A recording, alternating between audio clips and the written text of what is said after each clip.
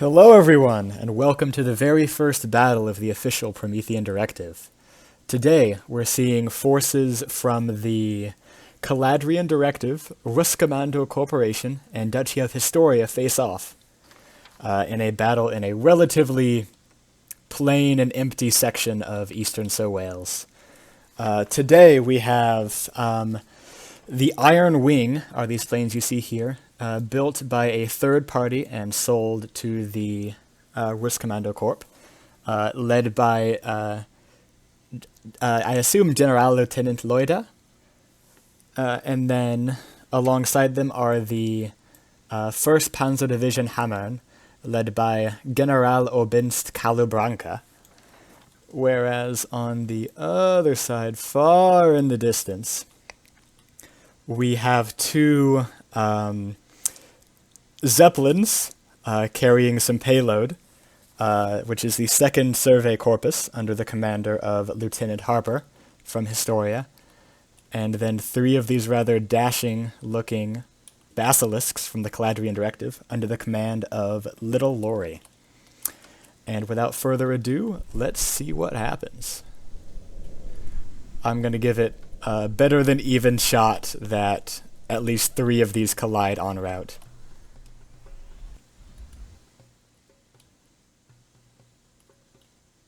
Game's chugging a little bit. I'm going to definitely need to upgrade my PC for this if I'm going to do this for too much longer.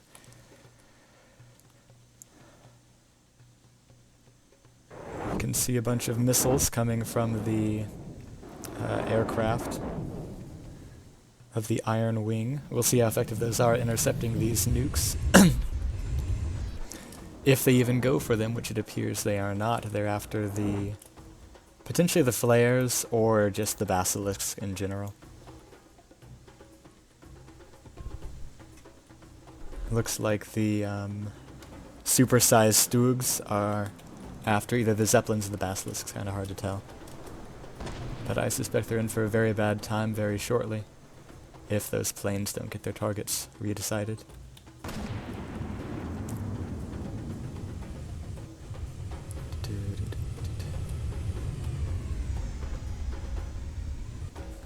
There's the first impact of a tactical nuclear weapon in the Crucible since the end of the Great Huan Empire. Surely nothing bad will come of this. We can see, looks like all 3 of the Stugs now have been hit by at least 1 missile, with pretty severe damage and quite a lot of bouncing, but these are huge tanks. They might be able to survive them.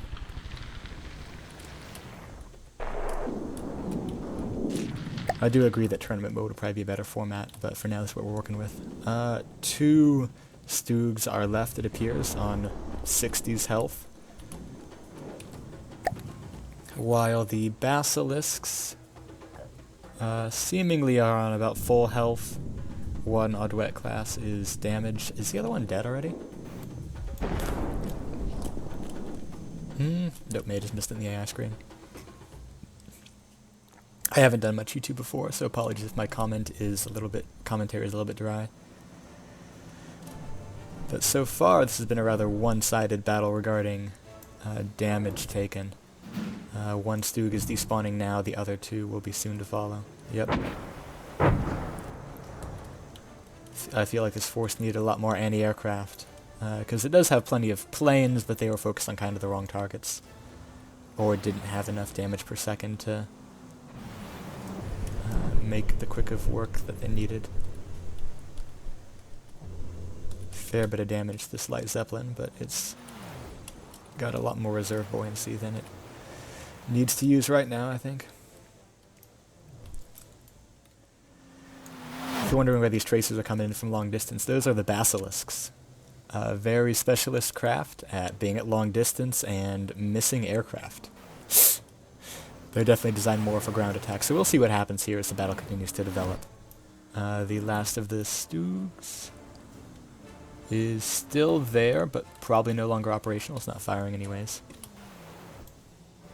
The first Zeppelin from Historia has hit the ground. And we'll see. Do I not have any FTD audio?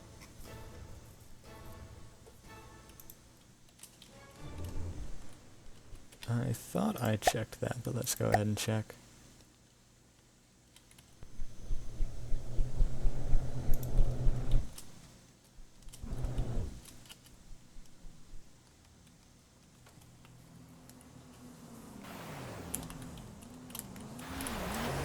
Nope, it was just I who was unable to hear it. Okay, we're good.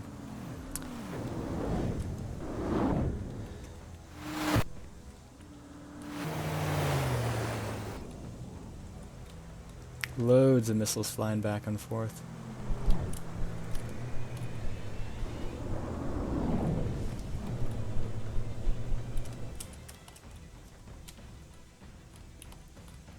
Putting the UI back on just so we can kind of see where all the enemies are at. So far, yeah, one Odouette is fairly damaged. One Basilisk's taken a little bit, the other Odouette has taken minimal damage. Kind of my prediction is that the two blimps will die, and then it will be a pain for everyone while we wait for something to happen between the Basilisks and these planes here. I suppose I can check their top speeds.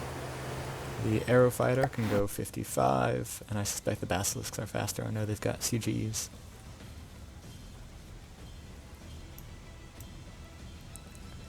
You've done well at making effective craft, Caladrian, but boy are they not the best for recording.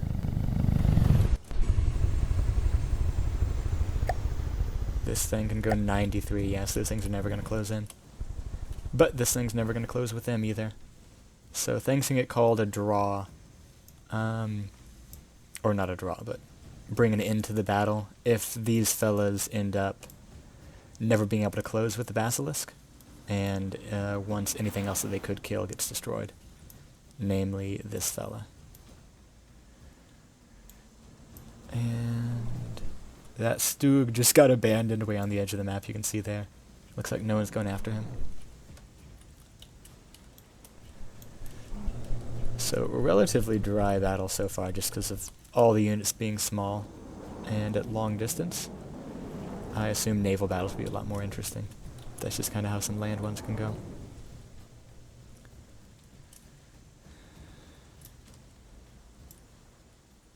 This is how airships work, right?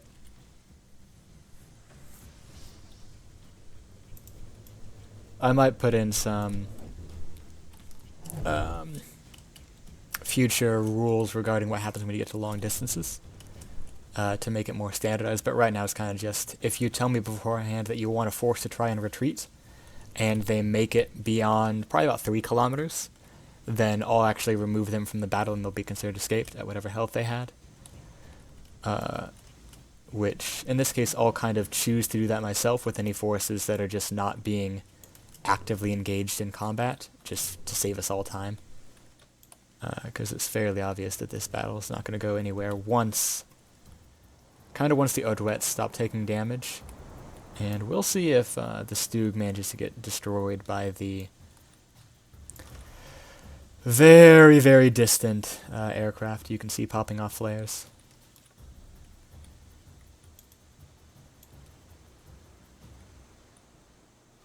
I know the Stug's somewhere around here. Nope, that's the Odouette. Oh goodness, it is way out there. So, 3 Basilisks, minimal damage to all of them. 1 Odouette is left at 9 kilometers from the camera. The Basilisks are between 8 and 5, and then I'm not sure is that just totally out of range that's not showing up on the AI? Or is it in some way AI dead and not respawning for some reason? One way to find out. I'm going to need to do a lot of editing probably to get this battle to a reasonably watchable state.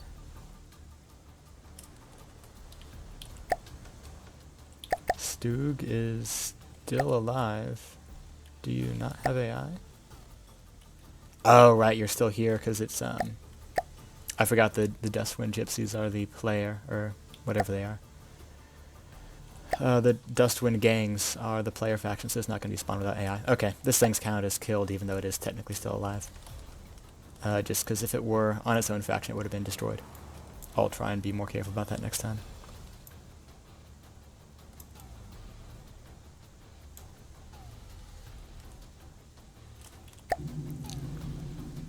Yes? Oh! Never mind, actually. I think I did spawn on the right faction. It just got close enough to Rambot to be captured. So this Stug is dead. I am sorry. Because you lost your AI. So now it's just left to the... Let's see if... Yeah, we can see him on the map. The Odouette over there. I'll check what kind of damage it has. And then the 3 Basilisks circling around a horde of arrow fighters. Looks like all 10 are still alive.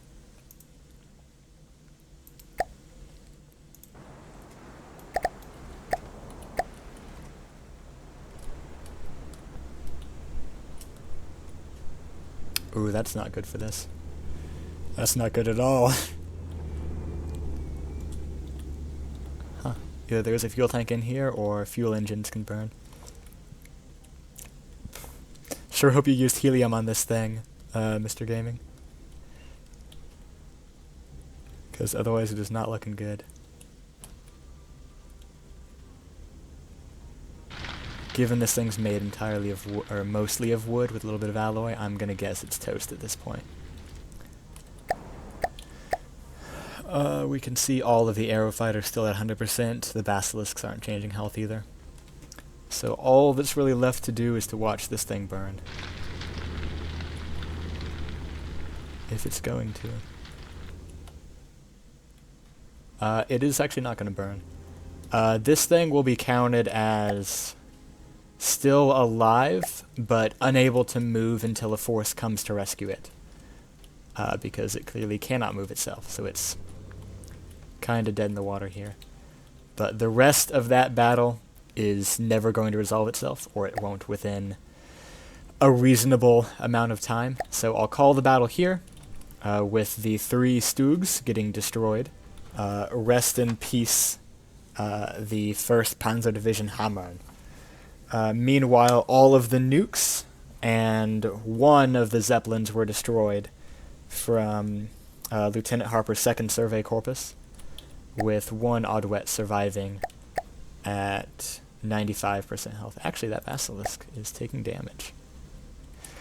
Let's see what's going on with that. He may have just crashed into a hill or something, or these things are managing to bully him.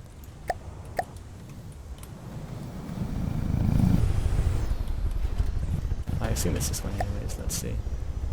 It is not. Gotta go to the other ones. Oh, did this guy run into a hill? Yeah, I bet he did.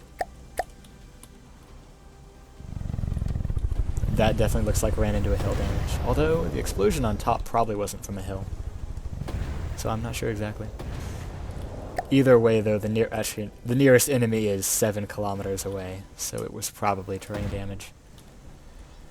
Alrighty, I'll put a pause on things, record down these healths, and call the battle a draw with all of the remaining forces still alive at whatever health is displayed here.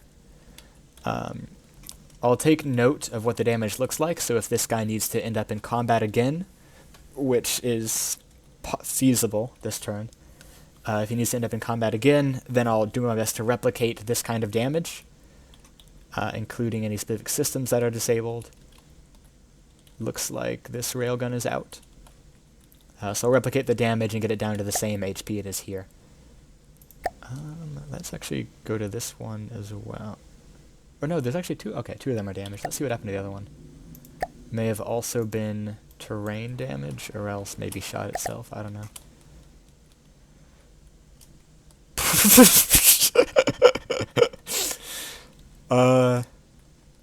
Hard to say. Skyr, you may want to take another look at this guy, but this is kind of funny.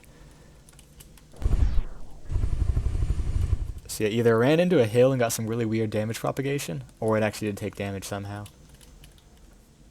I mean, I don't think there's like any incoming fire at all, so it was probably terrain damage. Because again, the nearest thing is literally 5 kilometers away. Or they rammed each other, which could have counted for damage on both. But I'm really not sure. Okay, yeah, I'll write down these healths, and that will be the end of the first battle. I'll go and move VCs for those that are here for the VC.